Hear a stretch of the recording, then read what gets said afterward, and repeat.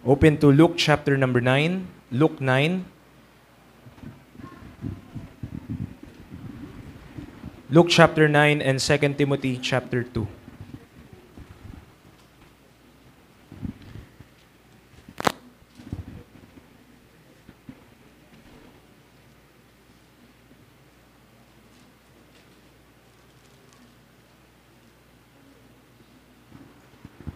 Luke chapter 9, verses 22 to 27.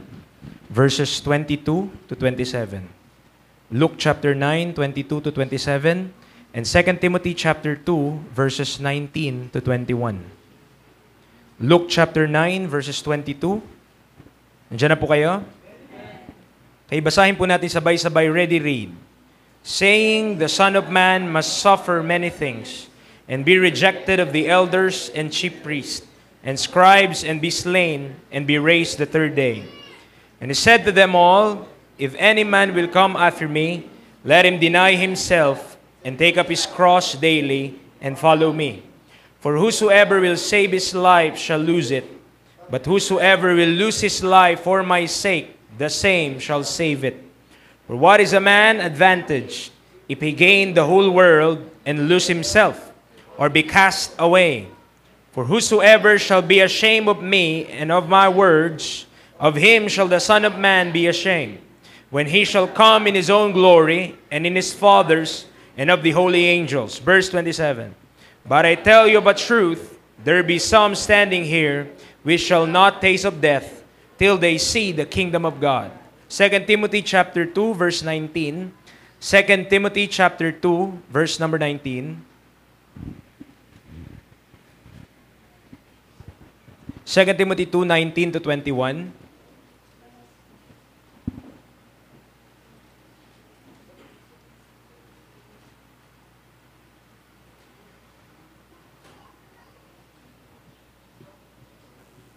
Verse 19, nandiyan na po kayo?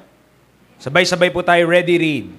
Nevertheless, the foundation of God standeth sure, having this seal, the Lord knoweth them that are his. And let everyone that nameth the name of Christ depart from iniquity.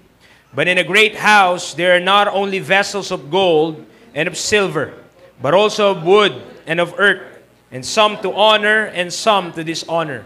If a man therefore purge himself from this, he shall be a vessel unto honor, sanctified and meet for the master's use, and prepared unto every good work. Salamat po, Panginoon, sa pagkakataon na ibinigay niyo po sa aming lahat. Salamat, Lord, sa iyong banal salita. Remind us once again, convict our hearts through the Holy Spirit and through the Holy Word. Help us, Lord, to realize our great need of the Lord Jesus Christ. Makita namin that if we live our lives according to the flesh, that it is in vain at ito po ay sayang lang.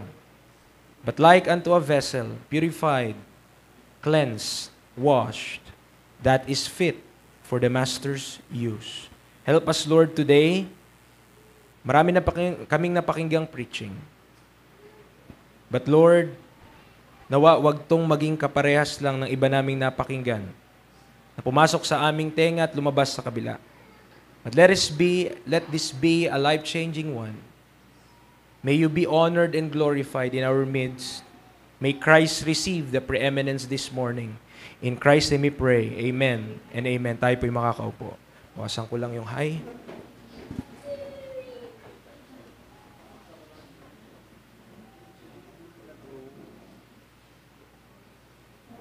Hello. Yan. Normal na siya. Alright, mula sa atin pong nabasa na passages in Luke 9, 22 to 27 and 2 Timothy 2, 19 to 21. Kaya ako po pinagsama po yung dalawa. In Luke chapter 9, we see this principle in Luke chapter 9 verse 22. What is that principle? That principle is rejected, slain, then raised. Okay, nakita niyo yun? Rejected, slain, then raised. Okay. Nitong ano na to Okay.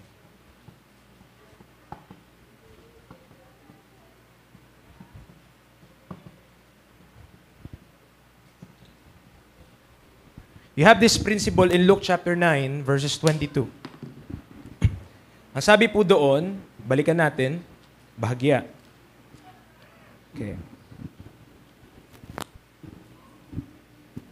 Ang sabi po dito ng Bible, saying the Son of Man must suffer many things and be rejected of the elders and chief priests and scribes.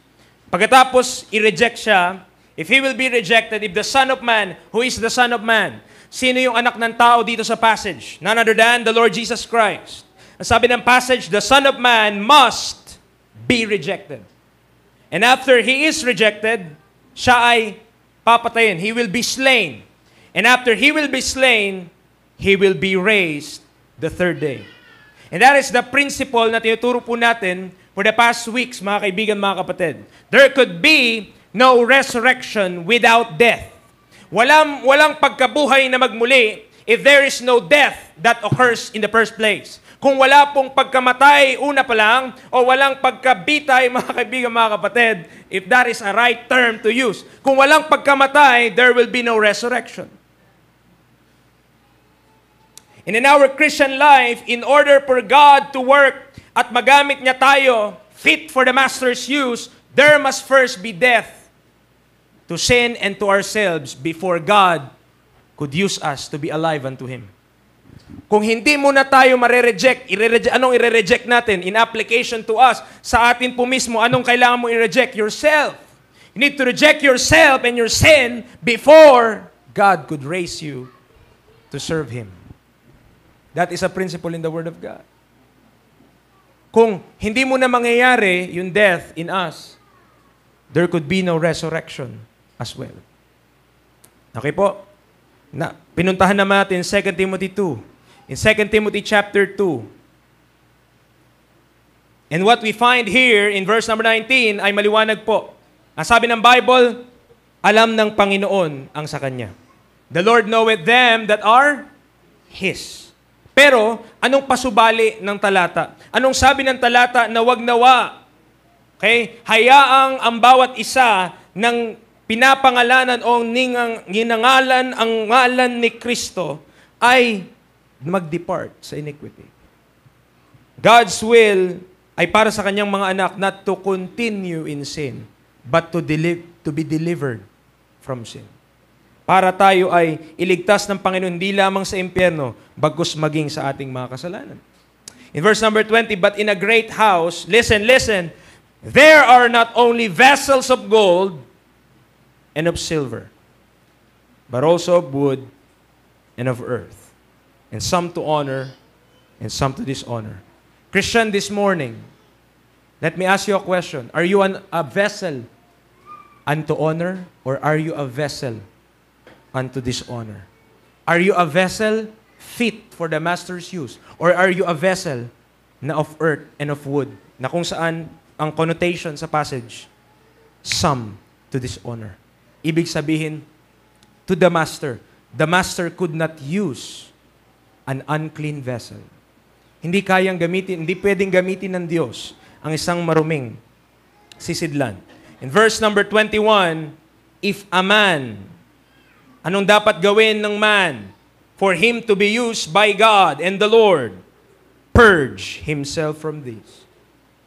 He shall be a vessel unto honor, sanctified, and meet for the Master's use, and prepared unto every good work. I hate to tell you, but if the Lord wants to use, kung gusto ng Diyos gamitin tayo, hindi ka dadaan dito.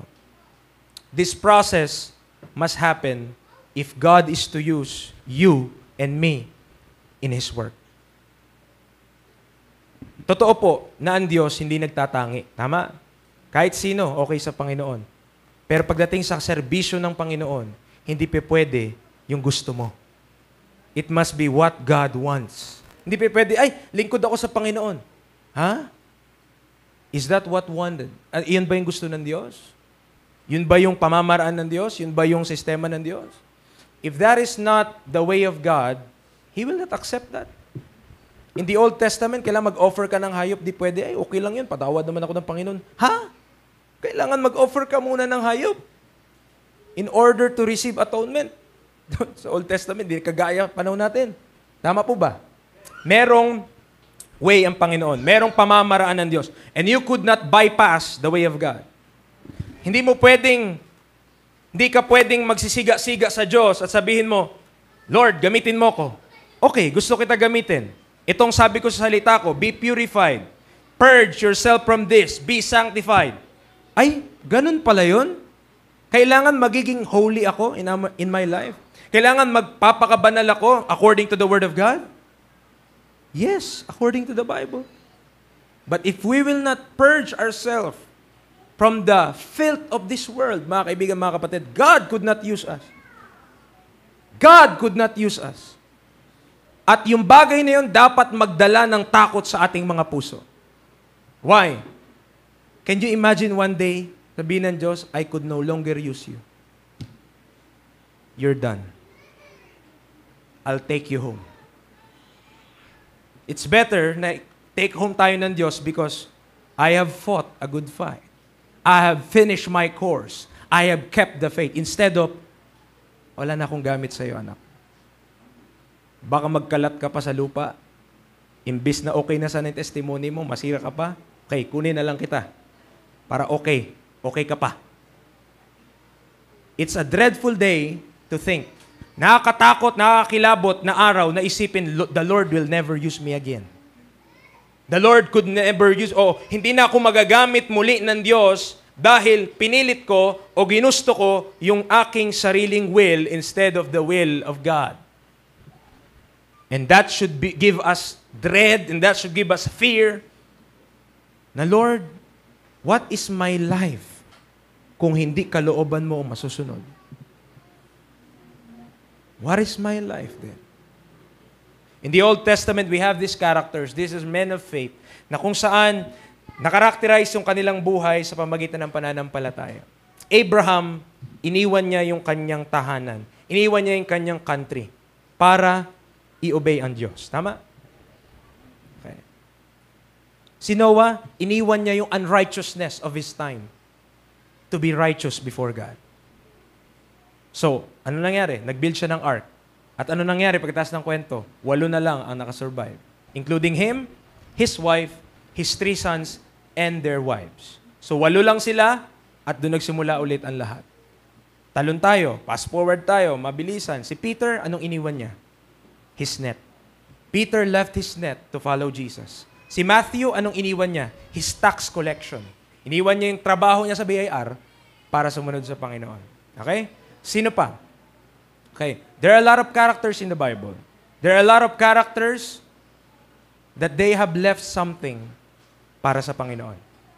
That's the principle. There must be rejection first. Kailangan i-reject niya yon. Kailangan mamatay siya sa sarili niya, mamatay siya on his own things, and after that, be used by God to be alive unto God. Christian, this morning, ano ang iniwan mo para sa Panginoon? Apostle Paul, anong iniwan niya? His reputation. He is a Pharisee. He knows everything about the law, talagang to the point na talagang gusto niya ipapatay yung mga sumusunod sa Panginoong Jesus. Tama? But when he met the Lord Jesus Christ on the road to Damascus, nakilala niya ang Panginoong Jesus, anong ginawa niya? Lord, what have thou me to do? Anong gusto mong ipagawa sa akin? Hindi siya magagamit ng Panginoon kung hindi niya iiwanan yung ginagawa niya. Kung hindi niya iiwanan kung sino siya. And he left his reputation, he left kung sino siya, at anong sabi ng Philippians? He count it but dung, that I may win Christ. There must be rejection, there must be death, before there could be a resurrection. Mga kaibigan, mga kapatid, this is a question to us. Ano yung iniwan natin to serve our Lord Jesus Christ? What have we left? What have we rejected? What have we, saan tayo namatay? Are we already dead? Patay na ba tayo sa ating sarili or are we living for ourselves? Amen. If we want our lives to be used by God, kung gusto natin na gamitin yung buhay natin para sa Panginoon, there must be first and foremost a death to self and a death to sin. Sabihin mo, hindi na ako yun. I'm no longer doing that. Why? Because I'm now in the service of the King. Amen. Merong statement na hindi ko eksakto na masabi yung sinabi ng statement. Pero yung gist, ito po. Sabi, ang church daw, throughout history, mas nag-suffer through prosperity rather than poverty. I'll repeat that again. The church has suffered more for prosperity rather than poverty. Ano ibig sabihin, preacher? Mas naghirap ang simbahan at mas naging lousy ang Christianity dahil sa mga marami silang bagay na tinatangkilik. Maraming blessing kesa yung sadlak. And could we say that that is true? Why? Pag meron tayo, hindi tayo nagpe-pray na madalas. Kapag meron tayo, di natin kailangan ng mga fellowship. Kapag meron tayo, mas okay sa atin yung nandiyan lang tayo sa labas. Pero kapag naghihirap tayo, lalapit tayo sa Diyos. Why is that? Bakit ganon? Bakit kapag mas naghihirap ka, doon ka lang lumalapit sa Panginoon? Maybe, dahil kapag wala ka, mas nakikita mo, wala ka ibang lalapitan. But the Apostle Paul knows, in whatsoever state he is content. Could we learn that, mga kapatid? That even though meron tayo, maayos yung buhay natin, should we trust in God? Of course we should. Dapat pa rin tayong magtiwala sa Panginoon, though meron tayong mga blessing, meron tayong pera, meron tayong mga ganito, and we should not neglect God, even though we have those things, because in the first place, without Him, wala yung mga bagay na yun. But we often forget Him when we have a lot of things in us. Or, should I say, marami tayong oras to spend. When we have a lot on our disposal, kapag napakarami kang time, no? Parang masayang lang. Bakit? Kasi kung ano-anong ginagawa natin instead of the things of God. Instead of obeying the will of God. Tama po ba yun? That's the truth, mga kapatid. But the master could not use an unclean vessel. Hindi niya magamit ang isang maruming sisidlan. At ano yung agent ng cleansing? None other than the Word of God. The agent of cleansing, walang iba kang sabon, walang iba kang panghugas, wala kang ibang pangbanlaw, kundi salita ng Diyos. If our lives are unclean in the eyes of God, wala kang ibang source ng cleaning, kundi salita ng Diyos. There could be no other source. If you will resort to your intellect, if you will resort to your nobility, if you will resort to what you know, hindi yun sapat in the sight of God. What we need is the principle found in the Word of God. I need to die to myself. I need to die to my sin to be resurrected unto Christ. Balik tayo Romans chapter 6, mga kapatid. And this is the principle that we are talking about. By the way, kung naghahanap kayo ng topic, okay, hindi na to centrality of death, but through death to resurrection. Okay? We're talking about resurrection ngayon through death. Sana po, nakikita nyo na ngayon, di na po manipis yan. No? Kapal na po yan, ha? Through death to resurrection.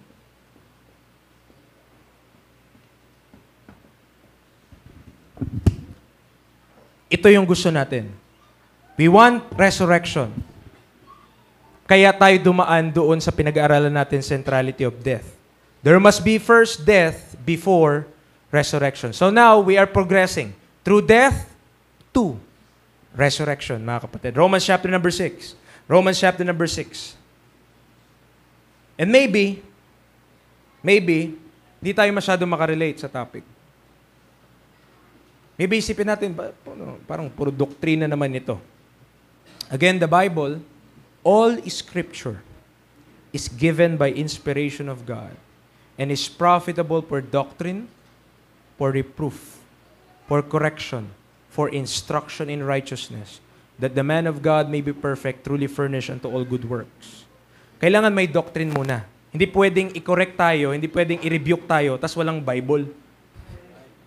Parang gusto ko lang, ayoko yung ganyan yung buhay nyo. Bakit naman? Anong basehan mo? Ayok, trip ko lang. Hindi pwede yun.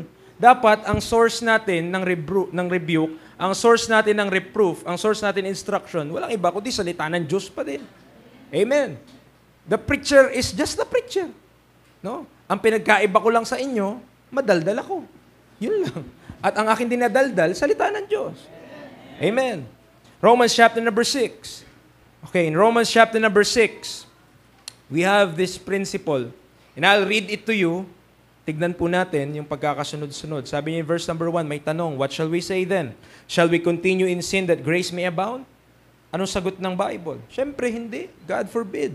Papaanong tayo na mga patay na sa kasalanan ay mabubuhay pa at magpapatuloy pa doon? Hindi nyo ba alam? Sabi niya, know ye not that so many of us as were baptized into Jesus Christ, were baptized into His death? Therefore, we are buried with Him by baptism into death, that like as Christ was raised up from the dead by the glory of the Father, even so we also should walk in newness of life. Okay, tatalunan ko ha. Verse number 11 to 13. This is the principle. Kunin niyo po ito. Likewise, reckon ye also yourself to be dead indeed unto sin, but alive unto God, to Jesus Christ our Lord.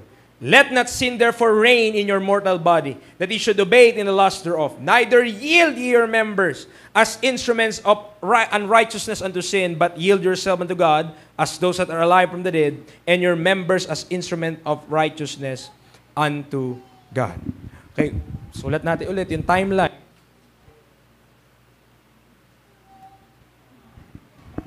Okay. Luke chapter 9. Balik tayo dun. Luke chapter 9. Pero babasahin natin yung babang part, verses 27 pababa. Luke chapter number 9. And this is a little bit of a Bible study, but I hope you could bear with me as we lay out this doctrine. Luke chapter number 9, verse 27. Meron tayong tuturong principle na masundan natin at wag niyo akong tutulugan. Verse number 27, anong sabi?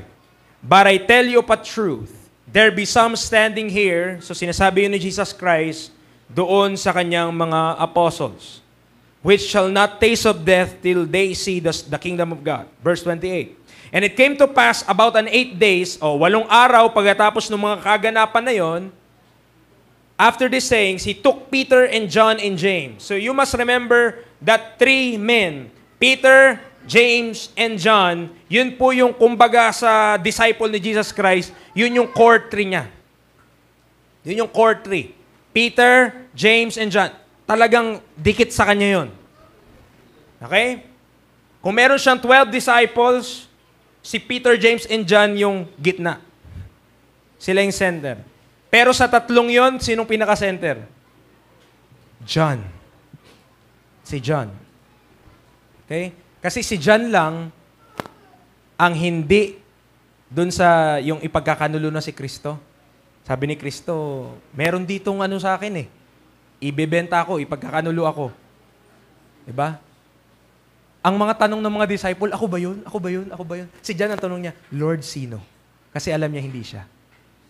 Okay? So, dun sa mga tanungan na yun, ako ba yun? Ako ba yun? Ibig sabihin, pwedeng sila, no? May tendency sila. Pero mga kapatid, si John, he is the Lord's beloved. Okay?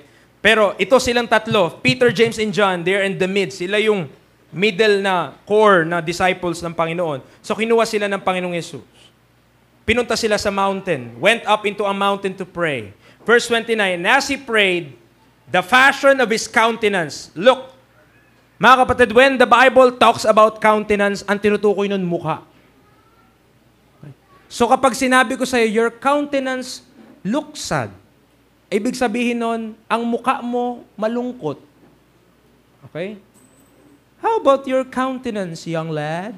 Okay? Anong mukha mo? Anong itsura niyan? Okay? So when we say countenance, mukha yun, no? Face.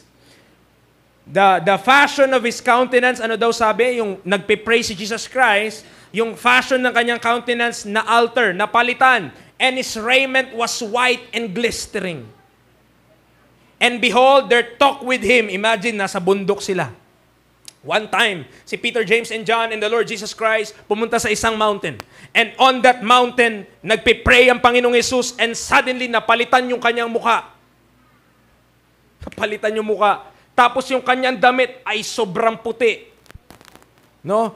Kahit labahan ng tide, surf, lahat, hindi papantay dun sa kaputian na yon. Dahil yung puti na to, may liwanag. Alright? So imagine, nagpipray siya, no? Tas ikaw yung kasama mo yung Panginoong Yesus, si Lord naman, napakabanal, pipray siya. Biglang makita mo, nagbago yung itsura ng katabi mo. Bago. Nangyari. Tapos, bigla na lang, umakyat kayo 4. Pagtingin mo, 6 na kayo. Sino yung dalawa na to? And behold, there talk with him 2 men. May kausap ang Panginoong Yesus. Sino? Moses and Elias. Sino si Elias? Elijah, mga kapatid. Okay? So, 4 silang umakyat, nagpray ang Panginoon, napalitan yung kanya itsura, at biglang 6 na sila. At kausap na ng Panginoong Yesus, si Moses and si Elijah. Sinong nire-represent ni Moses? The law. Sinong nire-represent ni Elijah? The prophets. Sinong nire-represent ni Jesus Christ during that time? The Psalms. You have the complete Old Testament during that time. Okay? Verse number 31. Who appeared in glory and spake of, anong pinag-uusapan nila? Yung kamatayan ni Kristo. Usap sila tungkol sa disease niya, which he should accomplish at Jerusalem. But Peter and they that were with him, ang problema nila, ang ganda na nang nangyayari. Sipin mo, once in a lifetime opportunity, inaantok sila. Ay, inaantok po. Ano sabi? That they were with him were heavy with sleep. And when they were awake, they saw his glory. So, alimpungatan sila, no? And the 2 men that stood with him. And it came to pass, as they departed from him, Peter said unto Jesus, Master, tignan niyo po galing sa inaantok, ano? Inaantok, nagpipray ang Panginoong Hesus, siguro natatagalan sila. Tagal naman mag-pray, tulog mo tayo. Tulog sila. Pagkagising nila, ay di 6 na sila. Ang sabi ni Peter, ito yung nabulalas niya agad. Verse number 13. 3. Peter said unto Jesus, Master, it is good for us to be here, and let us make 3 tabernacles. 1 for thee, 1 for Moses, and 1 for Elias, not knowing what he said. Di niya nag-aalam yung sinasabi niya.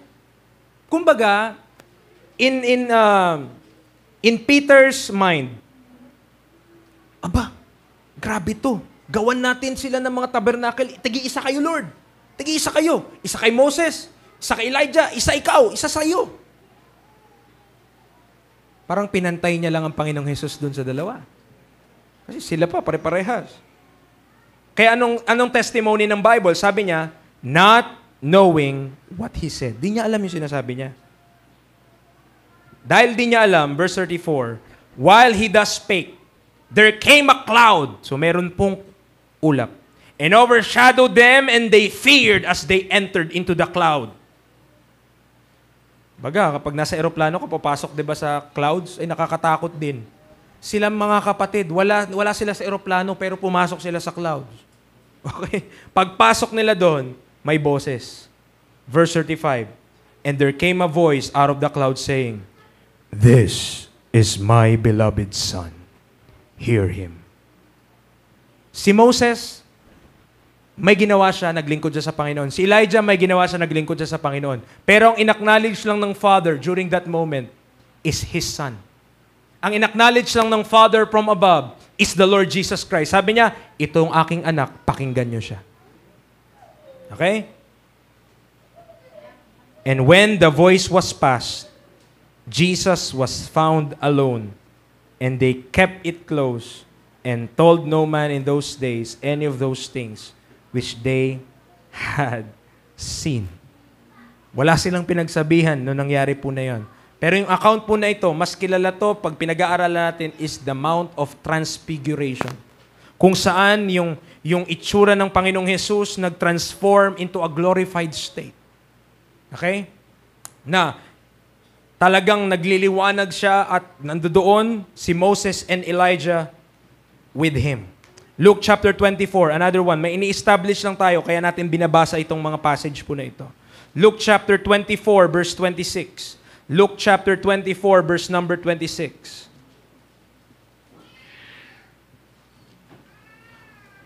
Okay, the Bible says, ought not Christ to have suffered these things and to enter into His glory? Talon tayo 36.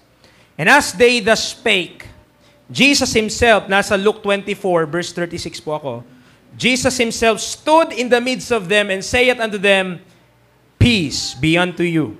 But they were terrified and affrighted and supposed that they had seen a spirit. Gulat sila mga kapatid. Bakit? Kasi namatay ang Panginoong Hesus. Tama? Namatay siya. At sa ikatlong araw, mabuhay siya muli. Pero, makita mo na hindi naniniwala doon yung mga disciples. Bakit? Hindi nga sila naghihintay na mabubuhay siyang muli. Hindi nila ina-expect yun. Para sa kanila, wala na. Tapos na to.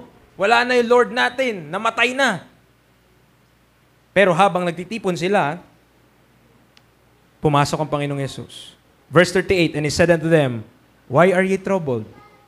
And why do thoughts arise in your hearts? Behold my hands and my feet. Sabi niya. Kita niyo to? Kamay ko, paa ko. That it is I myself. Handle me and see. For a spirit hath not flesh and bones as ye see me have. Kung espiritu lang, walang katawan. Tama? Walang buto. Pero sabi ng Panginoon Jesus, hawakan niyo ko. Tignan niyo, tignan niyo. Hindi niyo lang tignan, hawakan niyo pa. Oh, buhay na siya nun. Raised na siya from the dead. Okay? Verse number 40. And when He had thus spoken, He showed them His hands and His feet. And while they yet believed not for joy and wonder, He said unto them, Have ye here any meat? Sipin mo, na-meet mo ang Panginoong Jesus, lungkot na lungkot ka, namatay siya sa krus. Nagtipon sila. Mga malulungkot sila. Nagpakita ang Panginoon Jesus, Peace be with you. Sabi niya. Tapos pagpunta niya, tingnan niyo, kamay ko, paa ko, hawakan niyo pa. Tapos yung medyo, sabi niya, ano ba ka dyan makakain? Have you there any meat? Have you here any meat? And they gave him a piece of a broiled fish and of an honeycomb. Binigyan siya ng isda. Binigyan siya ng pulupukyutan, mga kapatid. And that just proves na even in a glorified body, kumakain pa din. Okay? The Lord Jesus Christ, glorified na siya, nabuhay na siya mula sa mga patay. Kumakain pa din, mga kapatid. Kaya mga sakit-sakit natin, huwag niyo isipin yan. One day, kakain pa din. Pwede pa din yan. Okay? Hindi lang natin ma-enjoy ngayon kasi ang sakit eh. Pero one day, mga kapatid, the glorified state, imagine, Jesus Christ being raised from the dead, kumain pa, isda. Okay? Verse number 43. And He took it and did eat before them. Isa pa, John chapter 20. John chapter 20. Sundan lang po natin. John chapter number 20, verse 19 to 20. John 20. Okay? Para hindi tayo mahuhuli, minsan sulat nyo muna para kapag makalimutan nyo kung saan, at least nasulat nyo na. John chapter 20, verse 19. Anong sabi ng Bible? Then the same day at evening, being the first day of the week, when the doors were shut where the disciples were assembled for fear of the Jews, came Jesus and stood in the midst and saith unto them, Peace be unto you. Verse 20. And when He had so said, He showed unto them His hands and shewed His side. Then were the disciples glad when they saw the Lord. Verse 24. Sa meeting na yon, absent si Thomas. Hindi natin alam kung nasaan siya, pero absent siya. Verse 24, But Thomas, one of the 12 called Didymus, was not with them when Jesus came.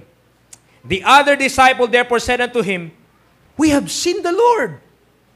But He said unto them, Except I shall see in His hands the print of the nails, and put my finger into the print of the nails, and thrust my hand into His side, I will not believe. Yabang niya, no? Pag di ko nakita, in my own eyes, di ako maniwala. At di ko mapasok yung kamay ko doon. Sa print of the nails, at doon sa side niya. Na tinusok yun, di ba? Tinusok yun eh.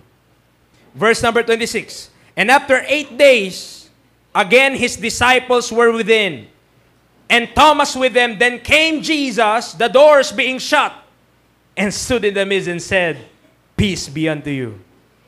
At tinawag agad niya si Thomas. Sabi niya, "Thomas, pakiabot mo nga dito yung daliri.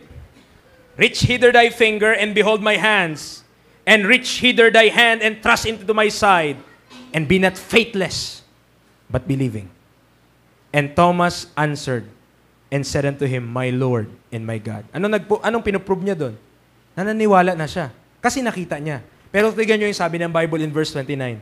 Mapalad daw, sabi ni Jesus Christ, "Thomas, because thou hast seen me," dahil nakita mo ako, naniwala ka. Mapalad, pinagpala, yaong mga hindi nakakita, pero naniwala. Amen. Blessed. At I believe we are among those.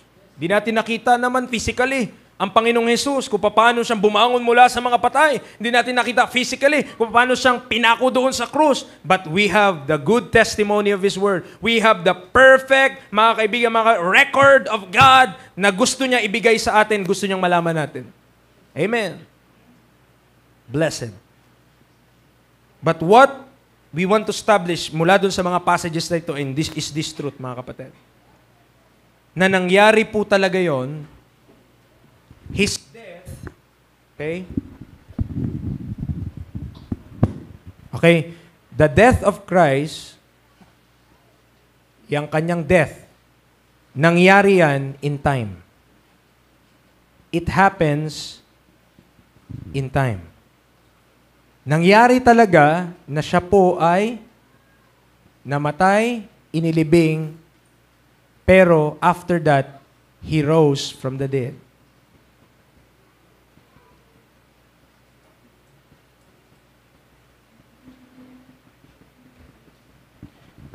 At ang proof pa nun, kumain pa. Okay? Kumain pa, hindi lamang namatay ang Panginoong Yesus, kundi ang sarap ng fellowship nila, meron pang foods. Alright? Ang ibig sabihin lamang nun, kahit nabuhay siya mula sa mga patay, hindi yun imahinasyon. Talagang kung nandun ka sa time na yun at kasama ka ng mga disciples, nakikain ka din kasama nila. It is founded in time and space. Nandun talaga. Hindi po ito kwentong barbero na kinwento lang at hindi naman totoo. Gaya ng mga alamat, gaya ng mga katang-isip, mga pabula, mga ganyan. Hindi ganun. Nangyari talaga yung bagay na ito that Jesus Christ, though He was dead, yet He rose from the dead. Nabuhay siya mula sa mga patay, and yun yung mga testimony natin. Kumain pa kasama ng mga apostol. Tanda natin, same body. Hindi naman siya nagpalit ng katawan eh. Nag-transform yung katawan. Patay na yun eh. Tama? Eh bakit? Kung napalitan yung katawan niya, dapat nandoon pa rin yung body na yun. At nabuhay lang siya. Sa ibang katawan, no. Hindi naman siya palit ng katawan. Nag-transform lang yung katawan na meron siya. Same body, pero napalitan. Gets? Nakuha po? Parehas na katawan. Nagbago lang. Binago lang. Okay. Acts chapter 1 verse 3. Acts chapter 1 verse 3.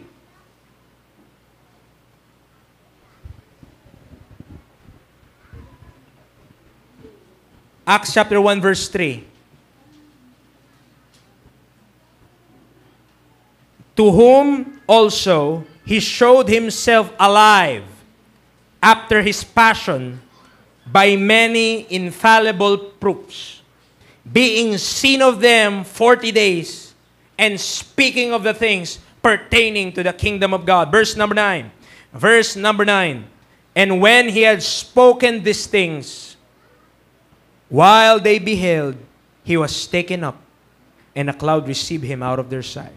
So, hindi lamang He rose from the dead, but one time, after nyan, 40 days, mga kapatid, kaya 40 days, umakyat siya sa langit. And the cloud received Him out of their sight. Ayun yung tinatawag nating ascension. Di lamang siya nabuhay na magmuli, kundi nag-ascend siya. Physically, His body na nag-resurrect, nasa saan po ngayon? Nasa kanan ng trono ng kamay ng Diyos. Up in heaven. Nasa langit na siya ngayon. That is the ascension. Not just Jesus Christ died, not just Jesus Christ rose from the dead, but He ascended up on high. Umakyat na siya doon, mga kaibigan, mga kapatid. So, nandoon siya. Right now. So, hindi po ito imahinasyon, kundi yung resurrected body ng Panginoong Hesukristo nung siya'y binuhay na magmuli, kung papaano ka kumakain din.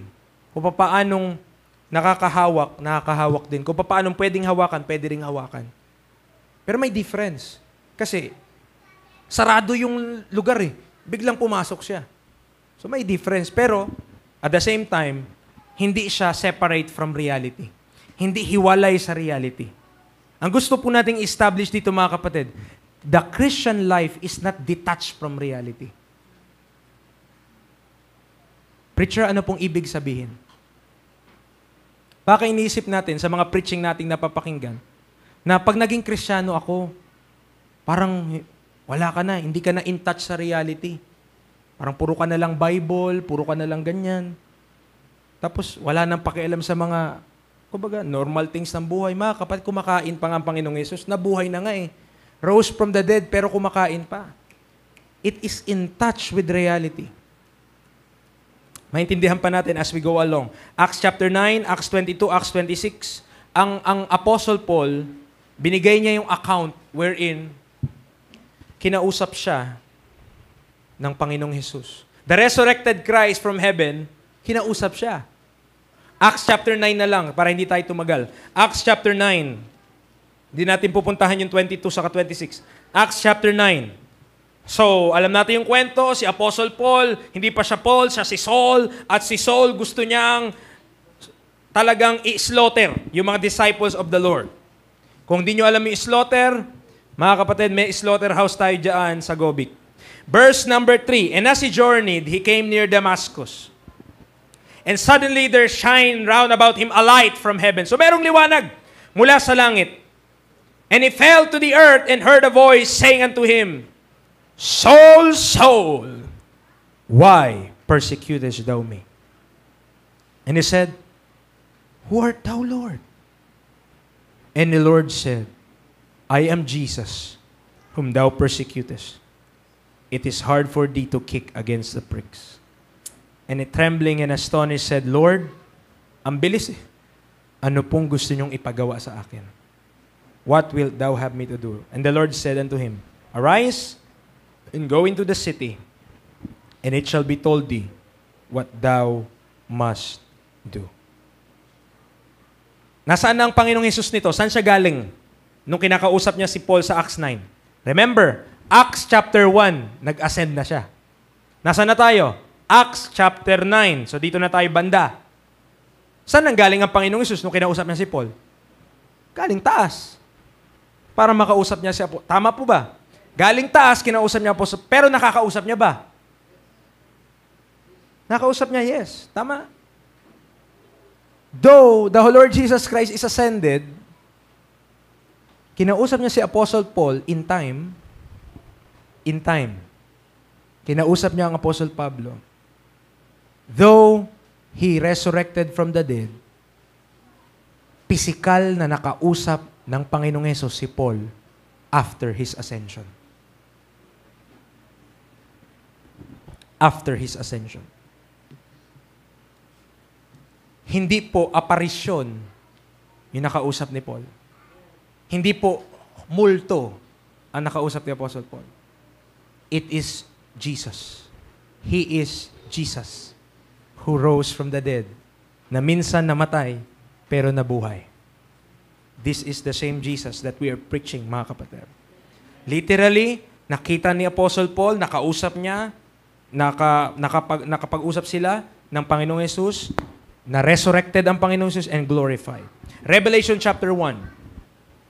Another piece, okay? Revelation chapter 1. Now we go to John. Remember, sabi ko po sa inyo kanina, kung merong big three, ang mga disciples, si Peter, James, and John. Pero kung naghahanap ka ng big one, ay, no? Sa kanilang lahat, It is John, the Lord's beloved. Revelation chapter 1, verse 9. Revelation chapter 1, verse 9 to 18. Okay, tigan natin kung matapos natin. I, John, who also am your brother and companion in tribulation and the kingdom and patience of Jesus Christ, was in the isle that is called Patmos for the word of God and for the testimony of Jesus Christ. I was in the Spirit on the Lord's day and heard behind me a great voice as of a trumpet saying, I am Alpha and Omega, the first and the last. What thou seest, write in a book, and send it unto the 7 churches which are in Asia, and unto Ephesus, and unto Smyrna, and unto Pergamos, and unto Thyatira, and unto Sardis, and unto Philadelphia, and unto Laodicea. Verse 12. And I turned to see the voice that spake with me. Sino kaya yung kausap niya? And being turned, I saw 7 golden candlesticks in the midst of the 7 candlesticks. One like unto the Son of Man. Like unto the Son of Man, clothed with a garment down to the foot, and girt about the paps with a golden girdle. His head and his hairs were white like wool. So kung makita natin ang Panginoong Jesus one day, mga kapatid, white hair siya. White hair. As white as snow. And his eyes were as a flame of fire. Imagine nyo ba? Puti yung buhok, pero yung mata, apoy. Okay? As a flame of fire. And his feet like unto fine brass, as if they burned in a furnace. And his voice as the sound of many waters. And he said in his right hand he had in his right hand 7 stars. And out of his mouth went a sharp 2-edged sword, and his countenance was as the sun shineth in his strength. And when I saw him, I fell at his feet as dead. And he laid his right hand upon me, saying unto me, Fear not, I am the first and the last. I am he that liveth and was dead. And behold, I am alive forevermore. Amen, and have the keys of hell and of death. Sabi ng Panginoon Jesus kay John, kamatakot, I am the first and the last. Ako yung nabuhay, pero namatay. Pero tignan mo, behold, I am alive forevermore. Remember, the reason why Christ died once ay dahil binayaran niya yung kasalanan mo at kasalanan ko. He was dead. Tama? Namatay siya. But praise be to God. Ngayon, He is alive forevermore. Death could never touch Him again. Death could never consume Him again. Death could never conquer my Savior again. Why? He is more than conqueror. He conquered hell and death. Amen. And He has the keys of death and hell in His hands. He has the power sa buhay at sa kamatayan. The Lord Jesus Christ. But remember this, hindi ito panaginip ni John. Literally, tinransport po siya. Ito po pakinggan niyo mabuti. Tinransport po si John papunta ng Lord's Day. Tinransport siya. Okay? At on that day, kinausap niya ang Panginoong Hesukristo. Kinausap niya ang Panginoong Hesukristo. And praise God, dahil the resurrected Christ, no? Nag-usap sila physically ni John. This same Lord na namatay sa krus is the same one na kausap niya dito sa Revelation chapter number 1. And this is history written in advance. Revelation 19, talon tayo. Revelation chapter 19, this is the account naman na ang Panginoong Hesus babalik na po sa sanlibutan. Physically, bodily. Revelation chapter 19, verse 11 to 16. Revelation chapter 19, verses 11 to 16. And I saw heaven opened, and behold, a white horse. And he that sat upon him was called Faithful and True. And in righteousness he that judge and make war. His eyes were as a flame of fire. Remember Revelation chapter 1.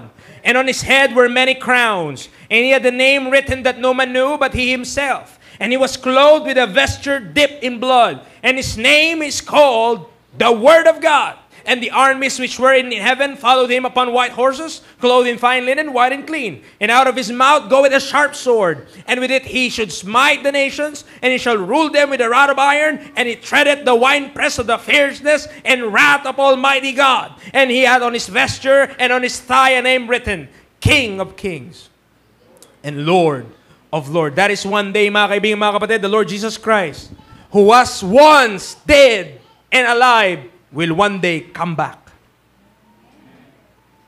here on earth to execute the wrath of God on this earth. Physically, literally, visibly, sa mata, makikita siya ng mga tao. Though this event is in the future, itong binasa natin in Book of Revelation, this is in the future.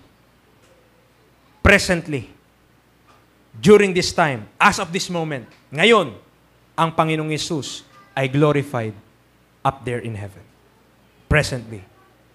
Kaparehas ni Paul and ni John.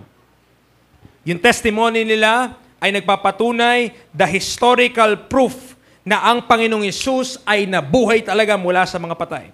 This physical resurrection is the proof of the finished work of Christ on the cross, that ang work na yan, ang ginawa ni Jesus Christ, tapos na po talaga yan, na wala ka nang dapat idagdag para tayo po ay ma-justify in the eyes of God. The resurrection is the proof. Sabi nga ng 1 Corinthians 15, kung si Kristo hindi nabuhay mula sa mga patay, then your faith is dead. Or your faith is vain. Okay? Walang kabuluhan yung kung ang Panginoong Yesus, ito po mga kapatid, ito ay sabi ng Bible, so you should have faith on this. Ang sabi ng Bible, kung si Kristo hindi nabuhay mula sa mga patay, walang kwenta pananampalataya na natin, wag na tayo magsimba. Wag na tayo mag-church. Why? Christ is dead pa rin pala eh. Sinong pinagpipreach? Anong pinag-uusapan natin dito? But if Christ be raised, amen, and if Christ be raised, ang pananampalataya inyo may kabuluhan. Ang pananampalataya ko may kabuluhan because Jesus Christ was not dead. He was dead, but He was alive. He is alive forevermore. Minsan siyang namatay, but now He is alive forevermore. Alive kaya siya sa atin? He is alive. Wala namang makaka-dispute yun eh. Kahit mga atheists, mga kapatid, one day, sabi ng Bible, every knee shall bow and every tongue shall confess that Jesus Christ is Lord. But how about us? How about us? Amen? Totoo kaya si Kristo sa atin? Totoo siya. Yes. Pero sa atin, personal, is He true? Is Christ true to you and to me? Totoo kaya siya sa'yo, sa akin? One day, yuyuko lahat sa Kanya. Pero, Lord mo na ba siya ngayon? Is He our Lord?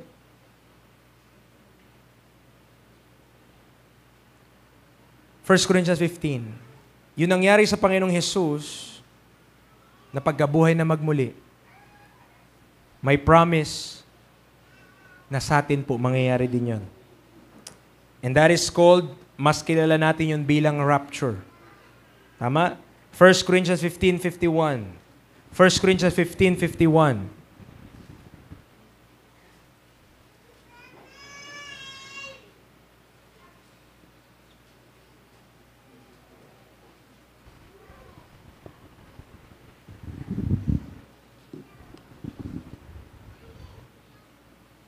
Ano sabi dito?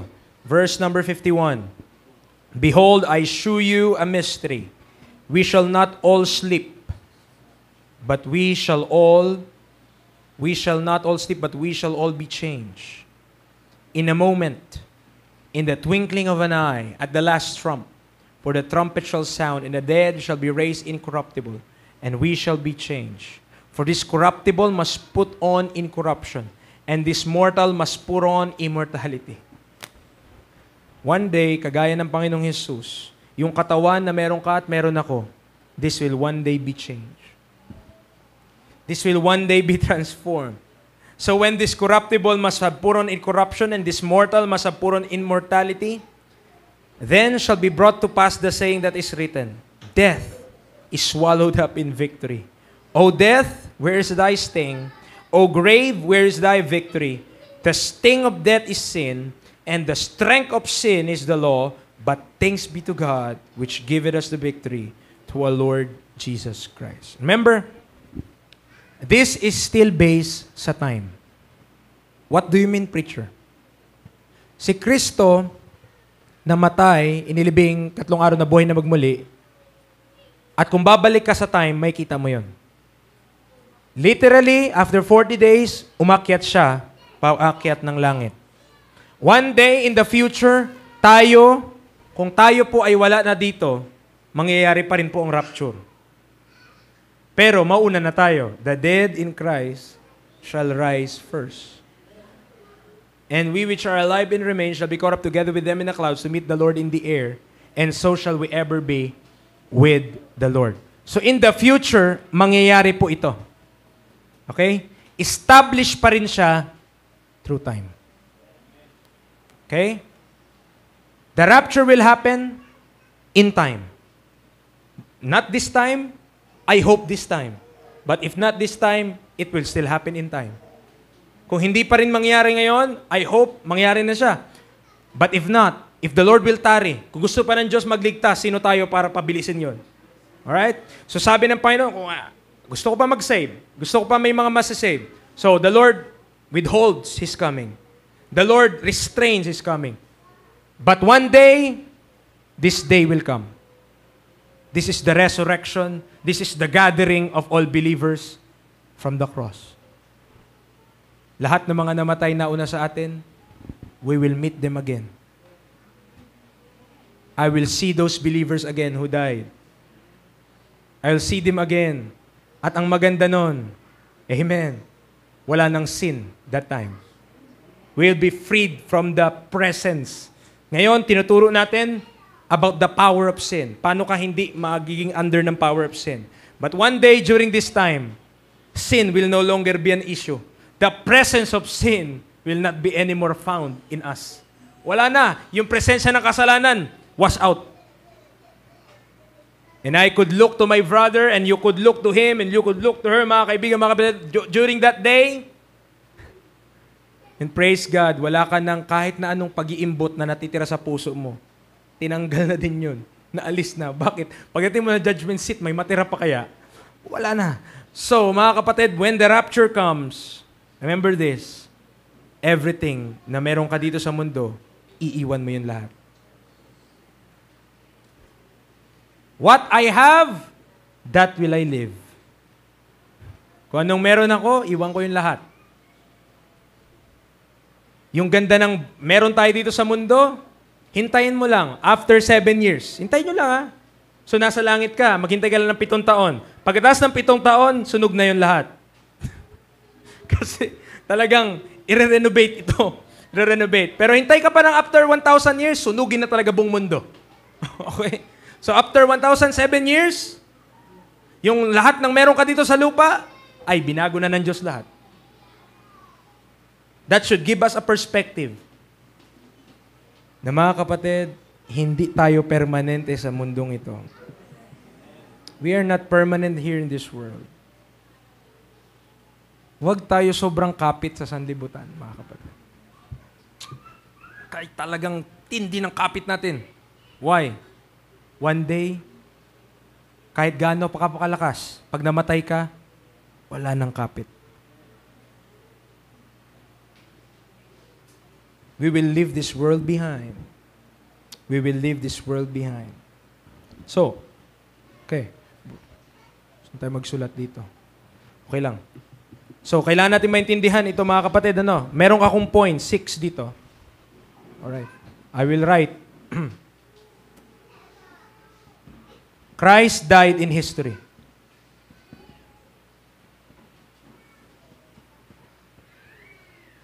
Literally, ang Panginoong Hesus namatay sa history.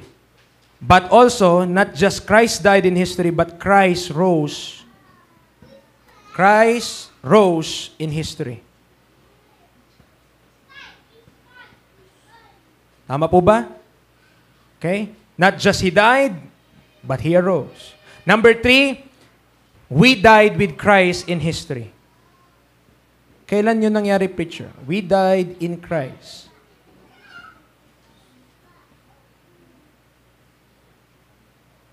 Remember this. The moment, na dito tayo, after tayo na ascension ni Kristo, so dito tayo sa panahon na ito. Ito ka. Okay? Ito ka. So, preacher, gumanda yung pentouch mo, pero yung stickman mo, ganun pa din. Ay, wala tayong magawa dyan. Okay? Okay. So, in time, yung man, so ito tayo, nag-believe tayo dito. Okay? Nag-believe ka. I believe. So you believe on the finished work of Christ. Tama? When you believe the finished work of Christ, mga kapatid, the gospel, His death, burial, and resurrection, tandaan mo, we died in Christ in history. That moment, in napag-aralan natin last time, you are baptized into death. Okay? Binaptize ka into Christ. So kung ano nangyari kay Kristo, His death, burial, and resurrection, nangyari sa iyo yun, judicially. In the eyes of God, inimpute sa iyo yung death ni Christ, inimpute sa iyo yung resurrection and also the righteousness of Christ. On that moment, nung naniwala ka sa ginawa ni Kristo, ikaw ay justified. Ito yung tinutukoy natin when we say, we died in Christ in history. Meaning to say, we are justified. Nangyari sa iyo talaga yon. Number 4, not just we died, but also, ito, futuristic. We will be raised. Okay? We will be raised in history. Preacher, ako ay babangunin in history? Will, ibig sabihin the future, yes, ito yung pinag-usapan natin. Okay? The rapture. One day, babangunin ka. Babangunin. Kung ako ay patay na during that time, kung ako ay nasa libingan na during that time, one day in history, I'll be alive again. One day in history, babangon ako. Okay? Babangon ulit ako. At ikaw din. Kung ikaw ay saved, babangon ka. Nung ikaw ay naniwala, namatay kang kasama ni Kristo. Tama? But in the future, one day, the promise, kapag tayo namatay man or tayo buhay pa, at si Kristo dumating na sa clouds to meet us in the air, then we will be with Him.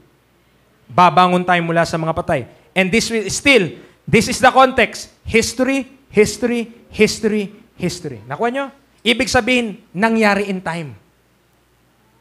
Yung elemento ng realidad nandoon. Hindi siya kathang-isip lang. Ang doktrina ng ating tinuturo, mga kapatid, hindi po kathang-isip lang na abstract na idea. No. It happened in time. Meron kang inaangkoran, meron kang, kumbaga, doon ka sumasabit. Saan? Sa realidad na namatay si Kristo one time, pero nabuhay siya ng muli one time. Sa realidad na ikaw ay namatay kasama ni Kristo one time, pero one day bubuhayin ka rin kagaya ni Kristo one time. All in history. It happened or it will happen. So number 5. We are to live by faith now. Okay? We are to live by faith now. Number 5. As though. Okay? We are to live by faith now as though we are now dead.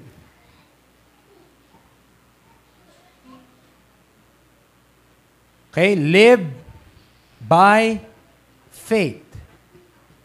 So dapat mamuhay tayo ngayon that we have this mindset na kagaya ng si Kristo namatay in history at kagaya ng tayo namatay kasama ni Kristo when we believe. Not ngayon, habang tayo nabubuhay, by faith, we live by faith, tama? Not by sight. So we should live. Inisip natin, I'm already dead. Saan ka patay? To yourself, to your sin, to this world. And number 6, hindi ka lang nanatiling patay, but praise God, as though we are already resurrected. As though we are already raised from the dead. I-illustrate natin to para mas maintindihan natin, mga kapatid. As though we are already raised from the dead.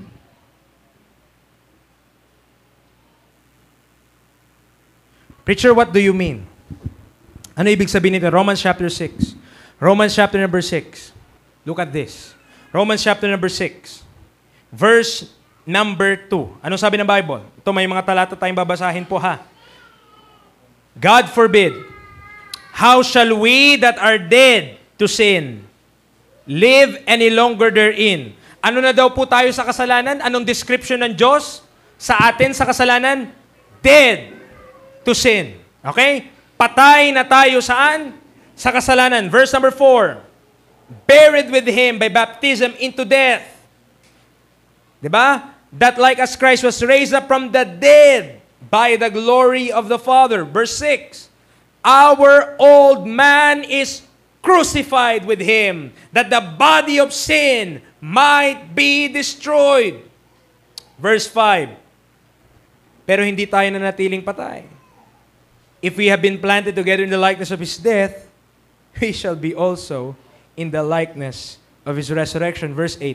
Now, if we be dead with Christ, we believe that we shall also live with Him. Tama? Kung namatay na tayo, saan nangyari yon? Nangyari po yun, mga kapatid, dito. When we believe. Remember this. Okay? Nanamberan ko po ha, para makita nyo po na ito po ay talagang nandiyan. So, Christ died in history, yun po yung number 1. Christ rose in history, ito to, yung nag-resurrect siya, that is number 2. We died in Christ in history when we believe. We will be raised in history, this is the rapture. Saan yung 5 and 6? During this time, habang nabubuhay pa tayo. 5 and 6. Oh.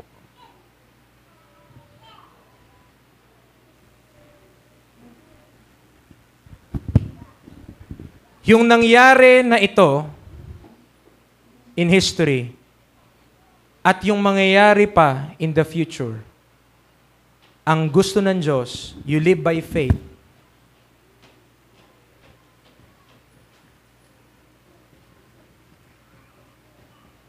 Na mabuhay ka as though patay ka na sa kasalanan, pero buhay sa Diyos.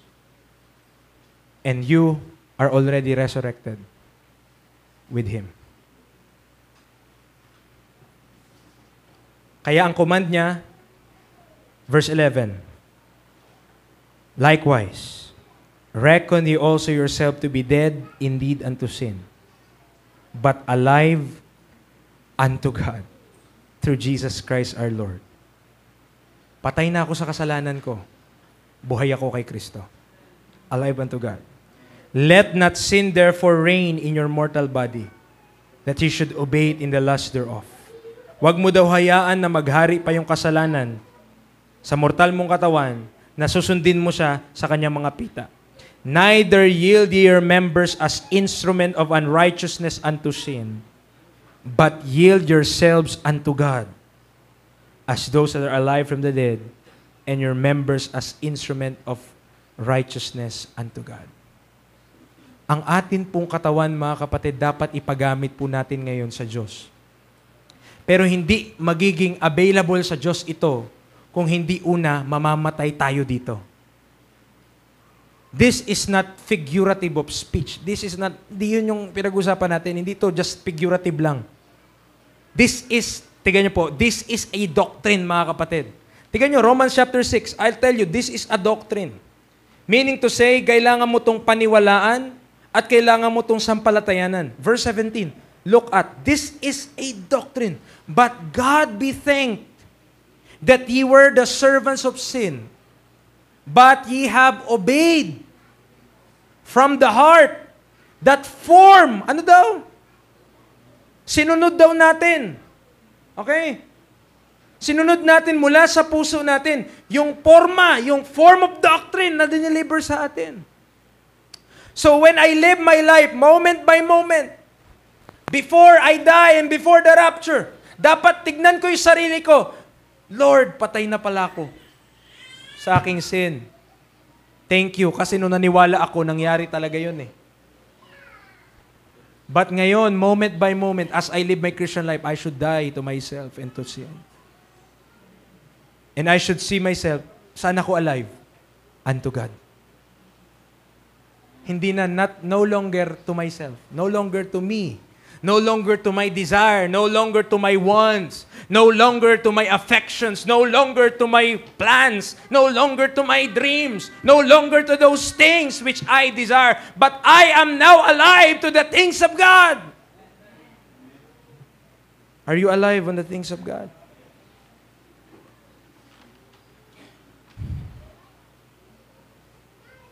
Second Corinthians 12. Malapit na po tayo matapos. 2 Corinthians 12. And I hope I'm not speaking in the air and I'm not speaking in parables. 2 Corinthians 12. And this is an illustration, mga kapatid, and I hope mag-grasp natin yung truth na ito. And this could change our perspective in the Christian life, and this could change your perspective as you live. Amen. 2 Corinthians 12, verse 2. I knew a man, sabi ni Paul, meron akong kilala in Christ about 14 years ago. Whether in the body, I cannot tell. Or whether out of the body, I cannot tell. God knoweth. Yung kilala niya na yon, saan pumunta? Such an one caught up to the third heaven. So sabi ni Paul, meron akong kilala. Di ko alam kung out of the body or in the body. Di ko alam kung sa katawan o labas sa katawan. Basang alam ko lang, hindi ko alam. Alam ng Diyos. Okay, sabi niya. At yung isa na ito na aking kilala, siya po ay kinuha, caught up. Kinuha pa akyat. Saan siya pinunta? Saan pinunta yung kakilala niya? Third heaven. And I knew such a man, whether in the body or out of the body, I cannot tell. God knoweth. How that he was caught up into paradise and heard unspeakable words, which is not lawful for a man to utter. For a moment, isipin niyo po ito, mga kapatid.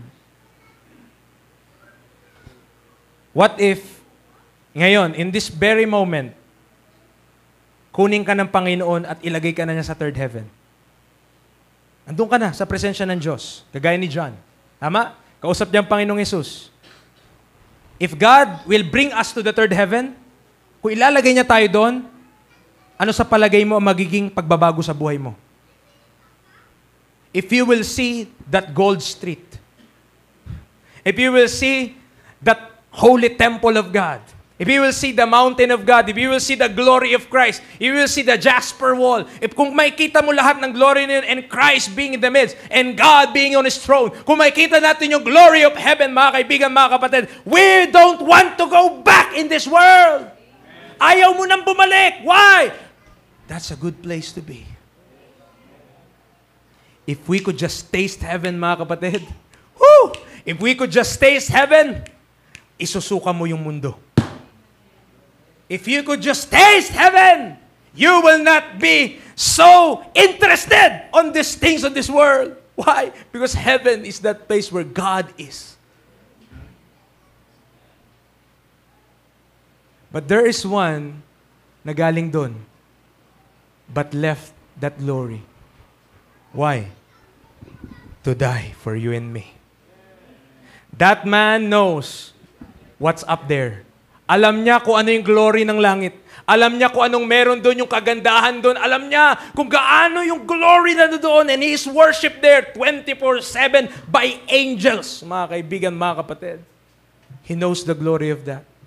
But he left it all. Whew! He left that glory. Why? To be a man. To die for you and me. Mga kapatid, kung tayo lang ay makakatikim ng langit, ayaw mo nang bumalik talaga dito. Wala, sasabihin mo na lang, ano pang gagawin ko doon, Lord? Ano pang gagawin ko doon? Puro kasalanan, puro problema, puro utang. Doon na lang. Amen. When you catch that glory of heaven, when you see the glory of heaven, you don't want anything to do in this world. Sasabihin mo na lang, wala talaga doon, pangit talaga doon. Naniniwala na ako, sabi ng Bible, this is a present evil world. You will believe that if you will just be there. But we are commanded, listen. But we are commanded. Tandaan nyo, ito nga nangyari sa atin, no? As if nabuhay ka na nangyari na to. At bumalik ka dito. That's why when you read Colossians 3:2, pag binasa mo yung Colossians 3:2, you will understand. Set your affections on things above and not on things on this world. Dapat mabuhay tayo even though we are heaven-bound. Dapat mabuhay tayo even though dun tayo papunta. So we are living as though dun ako papunta, so my heart should be there. Set your affection on things above, not on things in this world. Mga kapatid, we are too earthly bound. We are too earthly minded. We are too much cared about the things of this world. At anong ginagawa nun sa atin? Sabi ng parable of the sower, choke the world that it became unfruitful. Chinoke niya yung salita ng Diyos. Christian, is this the same sermon na pag narinig mo, we'll just turn away and we'll just do the same thing over again next week? Ito ba yung napakinggan mo tapos, ay, okay lang yan? Or we will look into this at umamin tayo sa harapan ng Diyos, Lord, I'm too selfish. I'm just living for myself. I'm just living for my desires. I'm just living for me. And I'm not living for you. One day, Christian, iiwanan natin to. Gusto ng Diyos, mabuhay tayo as if we are already been resurrected at ang gusto natin ay yung desires ng Diyos above. Alive unto God through Jesus Christ our Lord. Tayo po ay manalangin. Our gracious Lord, thank you, Lord, for your word. Thank you for challenging us, helping us think, helping us meditate, helping us desiring the things of God. Father, help these people, help us, lahat po kami. Nawa, wag po kami maging dead church. Nawa, wag po kami maging church wherein it's just a routine every Sunday to come here. But in reality, we are not placing our faith on your word. And we are not applying your word moment by moment. We are not believing your word like Thomas, na gusto niya, makita niya pa physically the side of Christ, the print on the nails. But Lord, we are blessed. And I hope maintindihan namin yun. Yes, we are free. But we are not free to sin, but free to righteousness. Help us, Lord, to consider these things. Thank you, Lord, for using me as just your voice to these people. I am nothing but the word of Christ, but the word of God. At kung ano lang yung meron ako, that will I give to these people. Thank you sa iyong salita. Your word is so precious. Help us na mabuhay as if we were dead and as if we are alive unto God and come back here in this world that our affection is set on things above and not on things on this world. Salamat, Lord, for this moment. In Christ's name we pray. Amen and amen.